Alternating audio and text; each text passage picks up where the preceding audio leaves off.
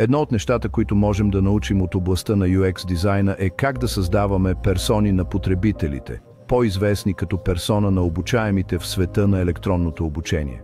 Какво е персона? Това е добре разработен въображаем профил, който отразява характеристиките на различните типове аудитория, за която разработваме обучение.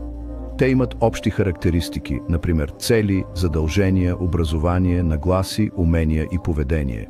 Всяко обучение има поне по един тип аудитория, а повечето имат по няколко. Създаването на персона на обучаемия може да помогне на дизайнерите на курсове да опознаят по-добре своята аудитория. Обмислянето на това от какво се нуждае определена аудитория и как ще реагира докато преминава през курса, осигурява осезаем фокус за дизайна. Имайки предвид личността, дизайнерът може да създаде по-интересни уроци и да открие нови начини, по които учещите могат да изграждат знания. Разработването на персони на обучаеми превръща абстрактната идея за дадена аудитория в нещо конкретно. Всъщност много дизайнери вероятно носят в себе си модел на това какви са представителите на тяхната аудитория, но разработването на персони помага да се формализират моделите, така че да могат да бъдат документирани, споделяни и използвани в процеса на проектиране. Това създава последователност и единство в процеса на проектиране и разработка. Ето 3 стъпки за създаване на персона. Първа стъпка – съберете информация. Най-ефективните разработените персони ще се появят след анализ на аудиторията, който включва интервюта и реални разговори с примерни представители, както и с ръководители и заинтересовани страни в обучението. Това е един от най-добрите начини да се уверите, че вашите персони отразяват реалността, а не са проекция на идеалния обучаем.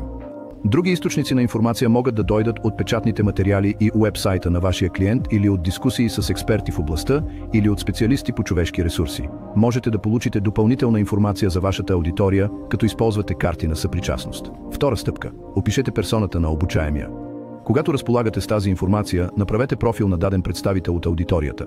Дайте на този човек име и заимствайте черти от реални лица, ако сте имали късмета да проведете интервюта.